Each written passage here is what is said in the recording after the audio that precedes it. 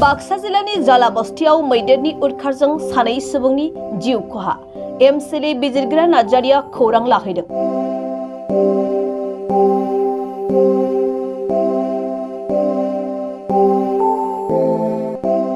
बाक्सा जिल्लानि आवथायाव थानाय बाथाबारि हाग्रा बिफाननि जालाबस्ति गामियाव हाग्रानि मैदेरनि उदखारजों थांनाय हरनि समाव जायगायावनो सानै सुबुंनि जिउ खहा जायो। जालाबस्ति गामिनि 52 बोसोर बैसोनि रानी हास्ता आरो 52 बोसोर बैसोनि परमेश्वर बास्के दुखुनांथावै जिउ खोमानो गोनां जायो, जायनि थाखाय ओनसोल नाङैनो गिथावना थासारि सोमजिदों।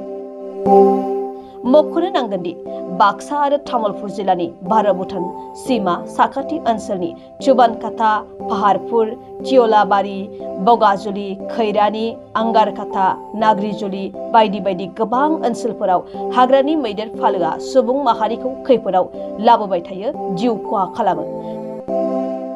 थिग बेबायदिनो थांनाय हरनि समावबो दुखुनांथावै सानै सुबुंखौ जिउ फोजोबो। हाग्रानि मैदेरजों जिउ खहा जालांनाय नखराव 22 नं दालांगाजुलि बियाबनि एमसिएलए बिजिरग्रा नार्जारिया नखराव थांनानै खौरां लाहैयो आरो दुखुथिया नखराव अनसुंथाइ महरै रांनि आन्थोब होबोयो।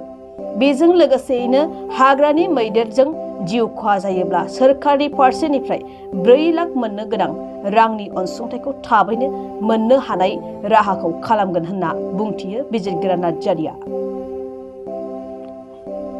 मैया हरनि 7टासो बाजियाव रानी हास्ता आरो परमेश्वर बास्के बिथां सानै सुबुंखौ बेवहाय मैदेरा बुथारनानै गालाङो आरो बेल' नङा, थांनाय 2024 आरो 25 मायथाइयाव गासै 15 जननि बांसिन बेवहाय मैदेरजों सिथार जादों बा थैनो गोनां जादों।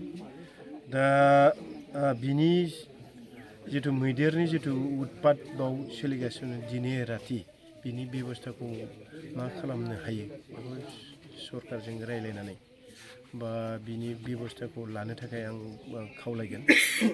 आरो जिहेतुके दा माइ मोनफुनाय सम,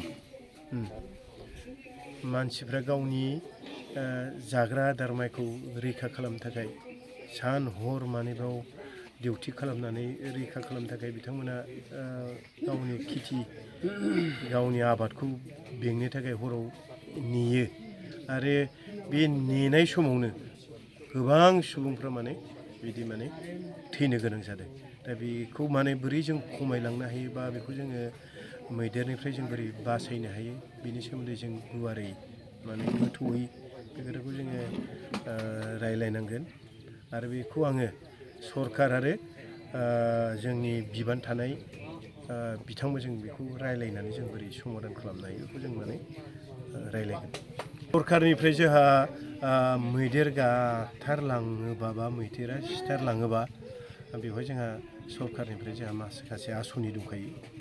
बिटिसि फारनिफ्रायबो आरो आसाम सरकारनिफ्रायबो जिखिनि आसनि बा जिखिनि मोननांगौ थैनाय न'खरा बेखौ मोनगोन। इमिडियेट बेखौ आङो खावलायगोन बे दुखिया न'खरनो जेसेबां हायो थाबनो हरनो थाखाय। नोंथांमोना गोब्राब नाजासेयावबो जेरावबो जाफुंसारनो हायाखै नामा?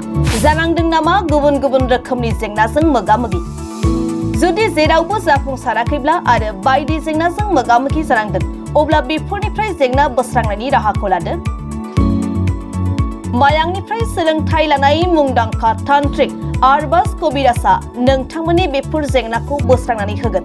बयनिबो गेजेराव सोमजिबाय थाग्रा जेंनाफोर जेरै सोलोंथाइ लानायाव सोमजिनाय जेंना, हास्थायब्लाबो साख्रि मोनैनि जेंना, फालांगियाव जेंना सोमजिनाय, हा-हुनि जेंना, बिसि-फिसायनि गेजेराव दावराव-दावसि जानाय, मोजां मोनलायनायाव हेंथा सोमजिनाय जेंना, जुलि जानायनि उनाव गथ' मोनैनि जेंना, फेग्रा एबा निसा मुवा लानायखौ गारहोनायनि राहा, सुथुरनि गाज्रि नोजोरखौ दानगारनाय, जुलि जाखांनायनि उनाव गुबुनजों मोजां मोनलायनायनि सोमोन्दो लाखिनाय, राजखान्थि बिथिङाव जेंना बायदि बायदि जेंनाफोरखौ गैया खालामनायजों लोगोसे गोसो बोनो हानाय गोहोनि ताबिज एबा राजमुहिनि ताबिजखौ मुंदांखा आरबाज कबिराजनिफ्राय मोननो हागोन।